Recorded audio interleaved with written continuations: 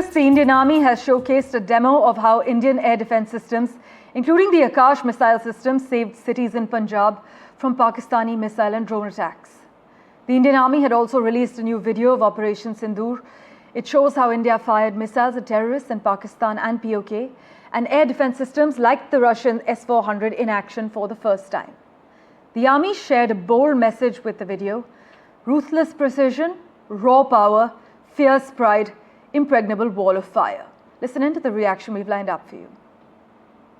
7 मई की रात को हमने पुख्ता जानकारी मिली कि पाक किसी भी उचित और वैध टारगेट के ना होने के कारण भारतीय सैन्य ठिकानों को और सिविल इलाकों को, खास तौर पर धार्मिक स्थलों को निशाना बनाएगा।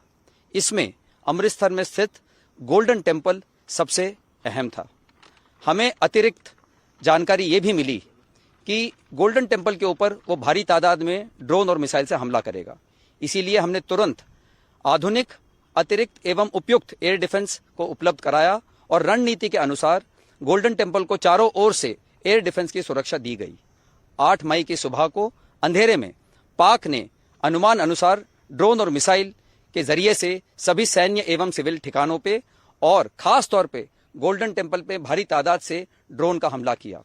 क्योंकि हम इसके लिए तैयार थे, तो भारतीय सेना के आर्मी एयर डिफेंस के सतर्क और सशक्त योद्धाओं ने पाकिस्तान के नापाक इरादों को पूरी तरीके से ध्वस्त करते हुए ड्रोन और मिसाइल हमले को पूरी तरह से विफल कर दिया। भारतीय सेना ने पाक में पनप रहे अनेक आतंकी स्थलों को निशाना बनाने की योजना बनाई। इसमें से 9 ऐसे टेररिस्ट कैंप को चुना गया जिसके बारे में हमारी पूरी जानकारी थी। इन सबको बर्बाद करने के बाद टोटल इसमें से 9 टारगेटों में से 7 को भारतीय स्थल सेना ने नाश किया। ये हमारे लिए एक निर्णायक विजय है, क्योंकि चुने हुए सभी लक्ष्यों को हमने पूर्ण रूप से सिद्ध किया।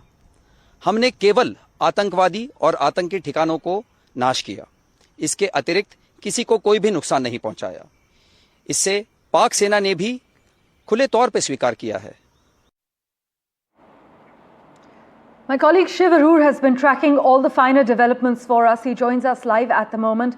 Shiv, it seems that the spotlight has been on India's indigenous weapon systems. In terms of the Akash specifically, it's been termed the unseen force behind India's new war capability. Take our viewers through what defense sources have said about the real-time performance of our indigenous systems. The system that we've got on our screen right now is the Akash short-range surface-to-air missile.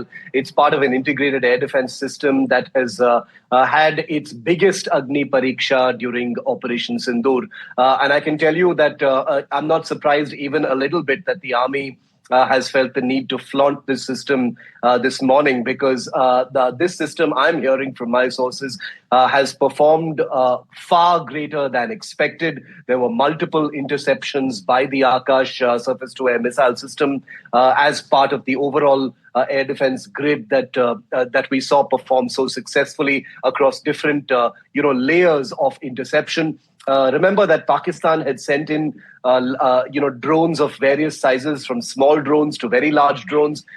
Some of the guns you can see in this footage coming in from Punjab, like the L-70, the Shilka, and other guns. Those were the ones that actually took care of the lion's share of the incoming hostile, projectiles, including drones and missiles. The Akash took care of some of the larger drones and possibly some aircraft as well.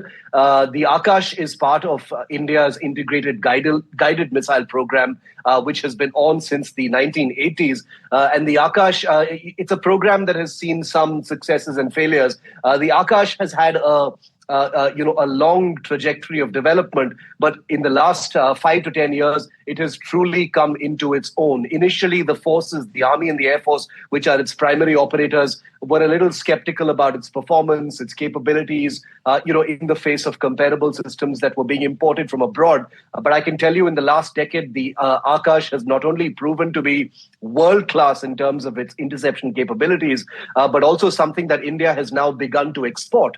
The Akash system has been exported to Armenia. I hear that 8-9 more countries are waiting in the pipeline right now, to order the Akash system. When other countries order a system that has been used in battle, in combat, that has been demonstrated using its firepower against real life targets and threats, that's better than any other advertisement that there can possibly be for a weapon. So the army now, in Punjab, detailing the incredible work that the Akash played a part in defending the Golden Temple, the Adampur Air Base, the Amritsar Air Base, possibly Pathankot as well. Remember that the Akash system functions like a bunch of nodes.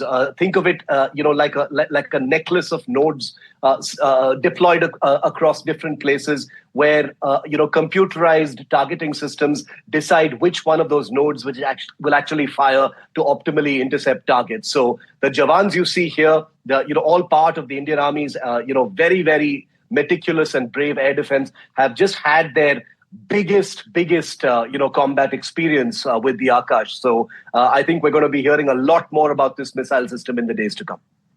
Right, you've already detailed that with Akash, even Pinaka and other homegrown systems proving combat ready, the world is looking at India.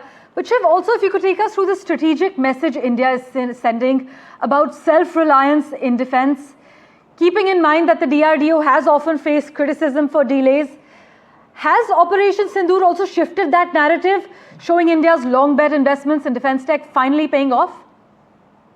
That's a critical question that you ask, and I think the answer is a resounding yes, because India has learned very much the hard way that its continuing position as a net importer of military equipment is simply not optimal for a country of our size and aspirations and global ambitions, and therefore the huge emphasis that this government has put on Make in India, on Atmanirbhar Bharat, on indigenous homegrown defense and weapons programs has in some ways borne fruit during Operation Sindoor. Whether it is the Akash is of course older, but investments in India's drone ecosystem. We saw a huge number of private sector drones, including from the Adani-owned Alpha Design, performed spectacularly during strike missions in Pakistan during Operation Sindoor.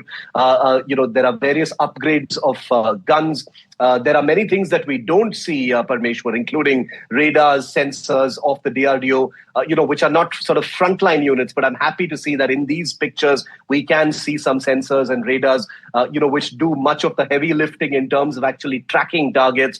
So there are very many systems, including software algorithms, smaller drone systems, surveillance, high altitude surveillance systems that are completely homegrown, that have had a real live combat kinetic sort of test bed to actually see how good they are. And they've come out with flying colors. Both Rajnath Singh and the Prime Minister hold Atmanirbhar Bharat in defense as a flagship sort of thrust for this country. Yes. Let's not forget some of the bigger systems like the BrahMos is also a missile that is Indo-Russian in origin, but is made exclusively here in India. It's been exported to the Philippines. It will soon be exported to Vietnam and other countries as well.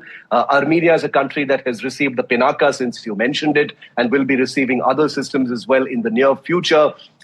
Expect that this to be something that clears the decks for far greater exports. Even though, exports shouldn't be something that we, prioritize in a scenario like this. Those will happen in their own time. But what this does in a very emphatic and pleasing way as a defense journalist, I can say, is that this shows that, we have the strength and the reason now to perhaps gradually reduce our dependency on imported system and pour much more resources, taxpayer money, into homegrown system, which have proven to be world-class in live combat.